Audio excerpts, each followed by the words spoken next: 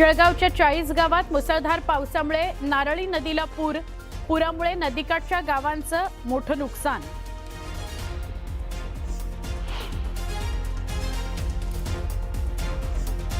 मुसळधार पावसामुळे अमळनेरच्या बोरी नदीला बोरी नदीच्या पुरात अडकलेल्या नागरिकांचं रेस्क्यू करतानाचा व्हिडिओ आलाय समोर।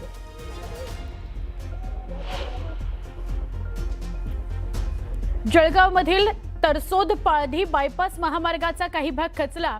महामार्ग खचल्याने रस्ता वाहतुकीकरता बंद।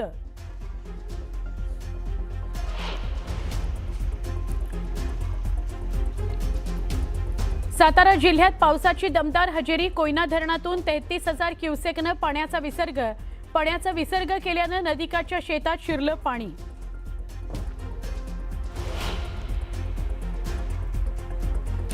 गिरणा धरणाच्या पाणलोट क्षेत्रात मुसळधार पाऊस। धरणातील जलसाठा वेगाने वाढतोय। गिरणा नदीपात्रात 14,856 क्युसेक वेगाने पाण्याचा विसर्ग। नदीकाठच्या नागरिकांना सतर्कतेचा इशारा। जुलैमध्ये सरासरीहून अधिक पाऊस। बहुतांश भागांना दिलासा। दुष्काळाचं सावट असलेल्या बहुतांश प्रदेशांना दिलासा। मोरबे धरणातील जलसाठ्यामध्ये सातत्याने वाढ। धरणामध्ये 77.84% उपयुक्त जलसाठा। पाऊस कायम राहिल्यास धरण पूर्ण क्षमतेने भरण्याची अपेक्षा।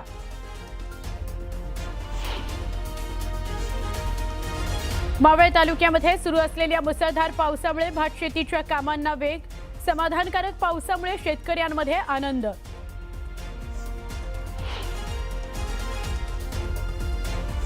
रेल्वेकडून कोकणवासियांकरता सीएसएमटी ते सावंतवाडी रोड दरम्यान दैनिक एक्सप्रेस सुरू करण्यास मंजुरी। हजारो प्रवाशांना होणार लाभ।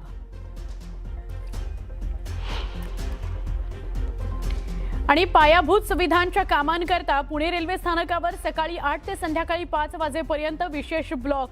मुंबईच्या दिशेने जाणाऱ्या 7 ट्रेन रद्द। काही ट्रेन पर्यायी मार्गाने वळवल्या जाणार।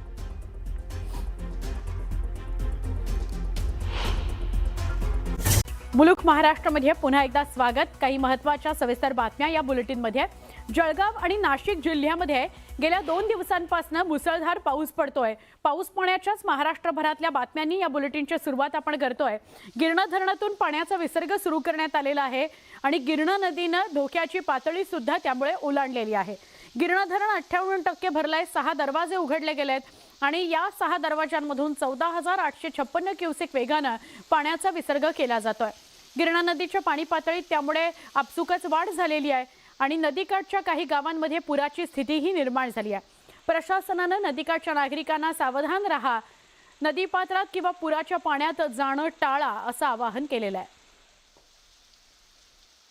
जळगाव आणि नाशिक जिल्ह्यात 2 दिवस झालेल्या मुसळधार पावसामुळे गिरणा धरणामध्ये मोठ्या प्रमाणात पाण्याची आवक वाढलेली होती। आज जर आपण विचार केला तर गिरणा धरण तब्बल 98% भरलेलं आहे।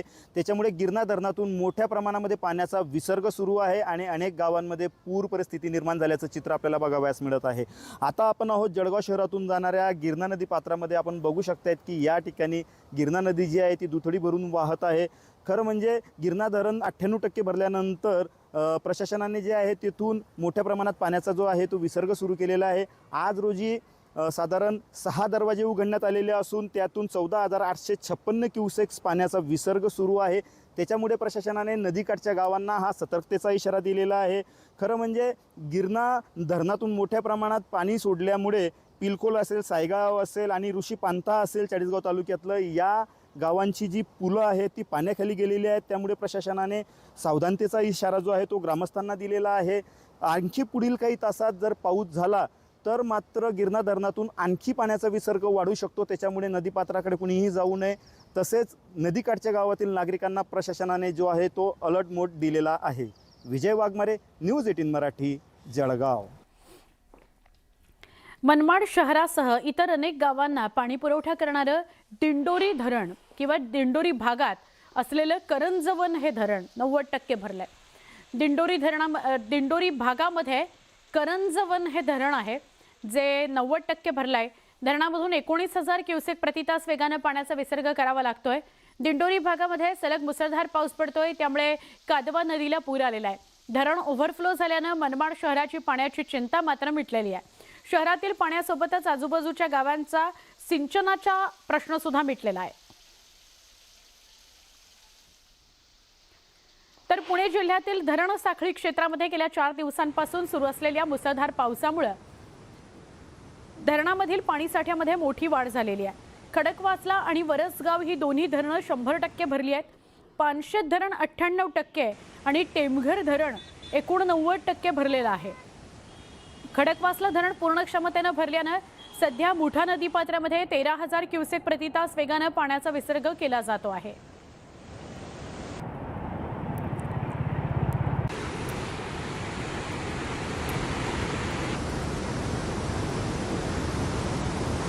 तर उजनी आणि वीर धरणाच्या पाण्यामुळे पंढरपुरात भीमा अर्थात चंद्रभागा नदीने इशारा पातळी ओलांडली। धोक्याच्या पातळीकडे नदी वाटचाल करते। 443 मीटरची इशारा पातळी ओलांडून भीमा नदी प्रवाहित झालेली आहे। सध्या भीमा नदीमध्ये 1,06,000 इतका प्रतितास पाण्याचा विसर्ग आहे।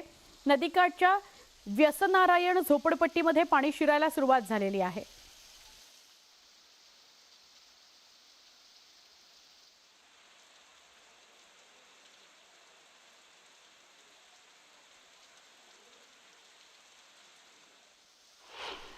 तर वीर धरणामधून नीरा नदीत सोडलेल्या पाण्यामुळे सध्या नीरा नदी दुथडी भरून वाहते।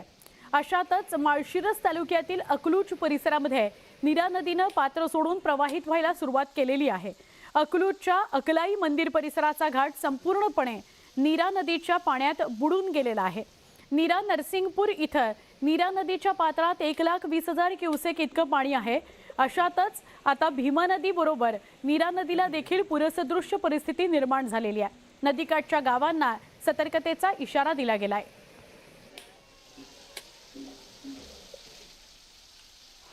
गडचिरोली जिल्ह्यामध्ये सिरोंचा तालुक्याला गोदावरी इंद्रावती नदीला पूर आल्याने काही गावांचा संपर्क तुटला। तालुक्यातील मुत्तापूरचा लहान पूल आणि मार्ग पाण्याखाली गेला। त्यामुळे गुमालकोंडा, मुत्तापूर, सोमनूर, मुक्किडीगुत्ता, जुना सोमपूर आणि नवीन सोन्नूर ही 6 गावं पूर्णपणे संपर्काबाहेर गेली। पूल आणि रस्ता पाण्याखाली असल्याने गर्भवती महिलेला भरलेल्या पाण्यातून पुराच्या पाण्यातून बैलगाडीमधून सुरक्षित ठिकाणी न्यावं लागलं। नागरिकांना स्वतःचा जीव त्याकरता धोक्यात घालावा लागला। पूल पाण्याखाली गेल्याने वाहतुकीचा मार्ग नाही, त्यामुळे रुग्णवाहिका येऊ शकली नाही। परिणामी एका बैलगाडीतून या महिलेला सुरक्षित ठिकाणी न्यावं लागलं। पुराने भरलेल्या मार्गातून बैलगाडीतून वाट काढली। मुत्तापूर इथं जास्त उंचीच्या पुलाचं बांधकाम करून दरवर्षी नागरिकांना होणारा त्रास कायमस्वरूपी बंद करावा अशी मागणी नागरिकांनी केली आहे। चंद्रपूर जिल्ह्यामध्ये पावसाने दमदार हजेरी लावली। दमदार पावसामुळे चंद्रपूर शहरासह जिल्ह्यातल्या पूर ओसरायला सुरुवात झाली। घरांमधील पाणी सुद्धा ओसरलं। नागरिकांना मोठा दिलासा मिळाला, पण पुरामुळे नागरिकांच्या साहित्याचं मोठं नुकसान झालेलं आहे। घरामध्ये आणि रस्त्यांवर देखील चिखल साचलेला आहे। गेल्या 3-4 दिवसांमध्ये नांदेडसह मराठवाड्यात दमदार पाऊस झाला। या पावसामुळे नांदेड शहरातील विष्णुपुरी धरण 99% भरलं। त्यामुळे नांदेडकरांच्या पिण्याच्या पाण्याचा प्रश्न मिटला। विष्णुपुरी धरणाच्या पाणलोट क्षेत्रासह छत्रपती संभाजीनगर, जालना, परभणी या जिल्ह्यात चांगला पाऊस झाला। विष्णुपुरी धरणामध्ये पाण्याची आवक वाढली। मागच्या आठवड्यामध्ये विष्णुपुरी धरणामध्ये केवळ 33% इतकाच पाणी साठा होता, परंतु गेल्या 3-4 दिवसांमध्ये झालेल्या दमदार पावसामुळे गोदावरी नदीमध्ये पाण्याची आवक वाढली आणि धरण 92% भरलं। याच विष्णुपुरी धरणातून नांदेड शहराला वर्षभर पाणी पुरवठा होतो। शिवाय परिसरात शेकडो हेक्टर शेतीच्या सिंचनाकरता विष्णुपुरी धरणातील पाण्याचा उपयोग होत असतो। 2 दिवस झालेल्या पावसामुळे नांदेडकरांच्या पिण्याचा पाण्याचा प्रश्न मिटला। आता मी आहे नांदेड शहरातील विष्णुपुरी या धरणाजवळ। गेल्या 2 दिवसापासून जो संततधार पाऊस नांदेड जिल्ह्यात आणि आसपासच्या जिल्ह्यांमध्ये झाला, त्यामुळे नांदेडचं हे विष्णुपुरी धरण 92% भरलेलं आहे। खरं तर नांदेड जिल्ह्यामध्ये परिस्थिती जर 2 दिवसापूर्वी पाहिली तर याच धरणामध्ये फक्त 38% इतका कमी पाणी साठा होता, कारण की जून आणि जुलैमध्ये म्हणावा तसा पाऊस बरसला नाही नांदेड जिल्ह्यामध्ये आणि या गोदावरीच्या कॅचमेंट एरियामध्ये। त्यामुळे पाणी साठा जो आहे या धरणातला तो खालावत होता। खरं तर याच धरणातून नांदेडकरांना जवळपास 25 लाख लोकसंख्या असलेल्या शहराला वर्षभर पाणी पुरवठा केला जातो. त्यामुळे येत्या ऑगस्ट म्हणजे या 1 तारखेपासूनच पाणी कपातीचा निर्णय महापालिका घेणार होती. तशी तयारी महापालिकेने केली होती. मात्र 2च दिवसात चांगला पाऊस झाला. गोदावरी नदीच्या कॅचमेंट एरियामध्ये पाऊस चांगला झाला. त्यामुळे हे जे धरण आहे ते 92% भरलेलं आहे. आणखीनही म्हणजे गोदावरी नदीमध्ये जे पाण्याची आवक आहे ती सुरू आहे. मात्र तो जो प्रवाह आहे तो खूप कमी आहे. त्यामुळे सध्या तरी गेट उघडले गेलेले नाही आहे. मात्र आणखीन जर मोठा पाऊस झाला आणि कॅचमेंट एरियामध्ये मोठा पाऊस झाला, पाण्याची जर आवक वाढली तर गोदावरीचे दरवाजे उघडून या पाण्याचा विसर्ग देखील केला जाण्याची शक्यता आहे. मुजीब शेख, न्यूज 18 मराठी, नांदेड. जळगाव जिल्ह्यातील पारोळा तालुक्यात तामसवाडी इथल्या बोरी मध्यम प्रकल्पातून सोडण्यात येणाऱ्या पाण्याचा विसर्ग कमी करण्यात आलाय. धरणाचे 3 दरवाजे 0.20 मीटरनं उघडण्यात आलेत आणि 1800 क्युसेक वेगानं पाण्याचा विसर्ग नदीपात्रात सुरू आहे. सध्या बोरी धरणाची पाणी पातळी 266.72 मीटर आहे आणि धरणामध्ये 84% उपयुक्त जलसाठा आहे. यापूर्वी अधिक प्रमाणामध्ये सुरू असलेला विसर्ग आता कमी केला गेलाय. नदीकाठच्या गावांना काहीसा दिलासा आहे. तरी प्रशासनानं नागरिकांना नदीपात्रात किंवा पुलावर जाणं टाळा असं आवाहन केलंय. सांगलीमध्ये कृष्णा नदीच्या पाणी पातळीत मोठी वाढ झाली. कोयना धरणातून पाण्याचा विसर्ग झाला, त्यामुळे पाणी पातळी 29 फुटांवर गेली. त्यामुळे नदीकाठच्या नागरिकांमध्ये सतर्कतेचं आवाहन केलं गेलंय. कृष्णा नदीची इशारा पातळी 40 फूट आहे आणि धोका पातळी 45 फूट. जिल्हा प्रशासन आणि आपत्ती व्यवस्थापन यंत्रणा नदीच्या पाणी पातळीवर सातत्यानं लक्ष ठेवून आहे. नदीकाठच्या गावांना सतर्कतेचा इशारा दिला गेलाय. नागरिकांनी अफवांवर विश्वास ठेवू नका. प्रशासनाकडून दिल्या जाणाऱ्या सूचनांचं तंतोतंत पालन करा असं आवाहन केलं जात आहे. कृष्णा नदीची आयर्न फुलाजवळ पातळी ही 29.5 फुटावर आहे. आपण सध्या कृष्णा नदीवरून कोयना धरणातून जो काही विसर्ग करण्यात येते त्या विसर्गामुळे कृष्णेची पाणी पातळीत वाढ झालेली आहे. कारण गेल्या 24 तासात 6 ते 7 फुटात पाणी वाढ झालेली आहे. ही काल या वेळेला 8 वाजता 24 फुटावर होती, ती आत्ता 29 फुटावर आहे.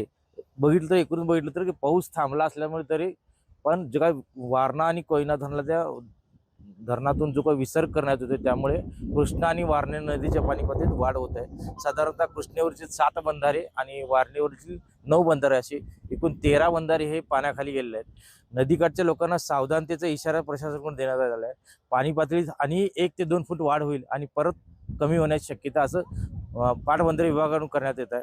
परंतु जे काही नदीकाठच्या गावाकडे लोकांना सावधानतेचा इशारा दिला आहे त्याच पद्धतीनं 1 जुलैला याच ठिकाणी ही अशाच पद्धतीनं पाण्याची पातळी ही 29 फुटावर 30 फुटावर आली आणि त्यानंतर पुन्हा कमी झालं होतं. परंतु जे काय नदीकाठचे लोक आहेत त्यांनी प्रशासनाकडून इशारा देण्यात आलेला आहे की जे सावधानतेचा इशारा देण्यात आला आहे.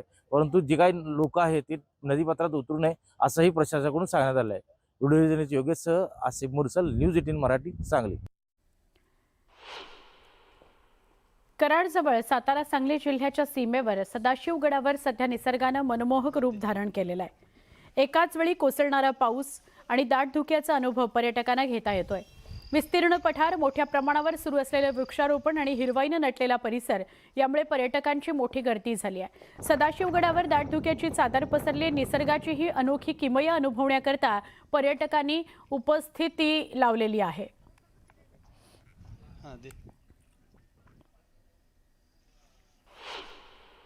तर बातमी जळगावमधून.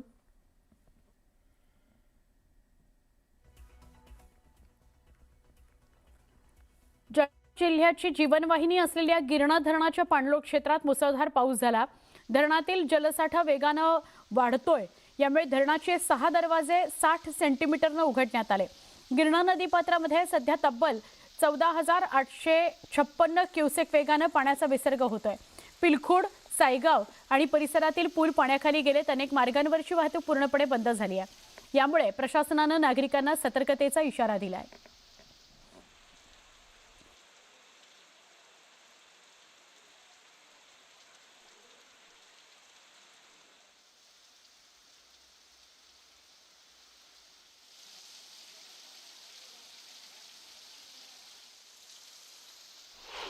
पुणे जिल्ह्यामध्ये हवामान विभागाने पावसाचा रेड अलर्ट जाहीर केला. यामुळे सिंहगड किल्ला आज पर्यटकांकरता बंद आहे. सुट्टीच्या दिवशी मोठ्या प्रमाणावर पर्यटक किल्ल्यावर येत असतात. मात्र रेड अलर्ट असल्यानं किल्ल्यावर आज यायला बंदी आहे. मुसळधार पावसामुळे घाटमाथ्यावर दरड आणि दगड कोसळण्याचा धोका आहे, त्यामुळे नागरिकांनी सिंहगड परिसरात जाणं टाळावं असं आवाहन प्रशासनानं केलंय.